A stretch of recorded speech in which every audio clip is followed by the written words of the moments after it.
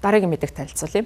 Өнгөрсөн 7 хоногт Америкийн нэгдсэн улсын зүгээс Венесуелийн ерөнхийлөгчтэй холбоотой ажиллагаа явуулсан. За үүний дараагаас эхлээд Гренландын асуудал одоо яригдах болсон. За Америкийн нэгдсэн улсын ерөнхийлөгч өмнө нь хэд хэдэн удаа Гренланд арлыг одоо Америкийн нэгдсэн улсын нэгэн хэсэг байлгах ёстой гэж үзэж байгаа. За ялангуяа энэ арал дээр хятад зэрэг одоо бусад орны нөлөө нэмэгдэж байгаа учраас энэ бус нутагт Америкийн нэгдсэн улсын ашиг сонирхлыг хангах явдал нь за ирээдүйд Арктикийн бус нутагт одоо бусад их гүрнүүдийн тоглолтыг бий болгохоос сэргийлэх зорилготой гэж үзэж байгаа. За тийм учраас энэ асуудал бол сүүлийн үед Венесуэлд болсон хэрэг явдлын талаа улам бүр яригдах болсон. За Америкийн нэгдсэн улсын төрийн нарийн бичгийн дарга Марко Рубио хавг гарагт Трампын засаг захиргааны зүгээс Гренландыг худалдан авах яриа хэлцээг эхлүүлэх болсон. За тэгээд эх 7 хоногт Дани албаныхантай энэ талаар төлөвлөгөө ярилцсан гэж мэдэгдсэн байна. Америкийн нэгдсэн улсын ерөнхийлөгч Дональд Трампын зүгээс энэ 7 хоногт энэ санааг бол 2 удаа цохолцуулж ярьсан. За цагаан ордны зүгээс бол Данид бол өөртөө удирдах нутаг дэвсгэр болох Арктикт орших Гренланд аллыг эзлэхэд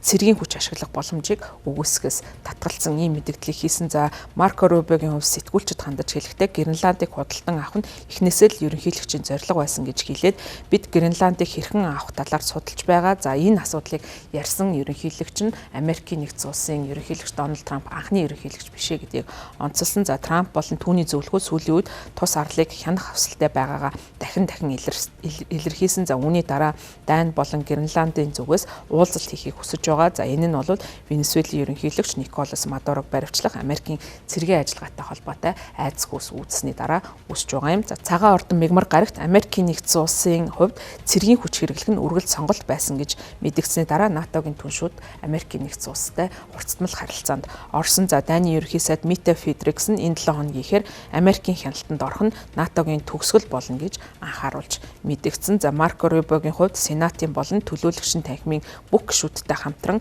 Капитол хил дээр бол уулзалтанд орсон. За энэ үеэрээ бол энэ Данитай холбоотой асуудал болон Гренланд за мөн нөгөөтэйгүр энэ Венесуэлд өрнөсөн асуудлаар товч мэдээлэл хийсэн. За хууль тогтоогчдын зүгээс олон төрлийн асуудлуудыг асуусан дотор Мадурог баривчилсантай холбоотой төдийгүй Дональд Трампын засаг захиргааны зүгээс Гренланд арлын талаар баримталж байгаа бодлого тайлбартай холбоотой асуултуудыг хариулсан байна. За Марко Рубиогийн хувьд Америкийн нэгдсэн улсын засаг захиргаа Гренландын талаар цэргийн хувилбарыг үргэлжлүүлэн бодолцсон хэвээр байгаа. За энэ нь бол цаашдаа НАТОгийн холбоотны харилцааг эвслийг одоо эрсдэлд оролцоход нөхцөл үүсгэн гэдэг асуултанд шууд хариулт өгөөгүй байна. За бид Дани эсвэл цэргийн оролцооны талаар ярих гэж энд ирээгүй.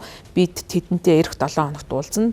Бид энэ үеэр бол энэ асуудлаа ярилцсан. Гэхдээ надаас өөр зүйл одоо асуух зүйл байхгүй шүү гэж Марко Рубио сэтгүүлчид хэлээд ерөнхийлөгч бүр Америкийн нэгдсэн улсын үндэсний аюулгүй байдалд учирч байгаа аюул занлыг цэргийн аргаар шийдвэрлэх сонголтыг өөртөө хадгалж үлдсэн ийм одоо эрх мэдэл байдгаа гэдгийг онцолж хэлсэн байна. За Трампын хувьд Арктикт Хятад болон Оросын холбооны улсын зүгээс оролцоо нь улам нэмэгдэж байгаа хувьд Америкийн нэгдсэн улсын үндэсний аюулгүй байдал занлхийлж байна гэж үзэж байгаа учраас энэхүү дэлхийн хамгийн том арал тооцогдох Гренландыг өөрийн хяналтанд оруулах шаардлагатай гэж үзсэн хэвээр байгаа юм. За энэ зорилгоор өөрийн одоо бас том хүүг Гренландын арлыг одоо судлуулахаар өнгөрсөн хонд илгээж байсан. За энэ одоо үйл ажиллагаа зэрэг нь бол Америкийн нэгдсэн улсын ерөнхийлөгч Дональд Трампын зүгээс өөрийн бүс нутаг дахь оролцоогоо тэлэх. За ялангуяа Арктикийн бүс нутгийг Америкийн нэгдсэн улсын одоо ашиг сонирхлын бүс нөлөөний бүс байлгах чиглэлд анхаарч байгааг харуулж байгаа юм. За Марко Рубиогийн хувьд хууль тогтоогчдын хувьд бол засгийн газраас явуулж байгаа бодлоготой холбоотой тайлбар хийсэн. За цэргийн хүч хэрэглэхтэй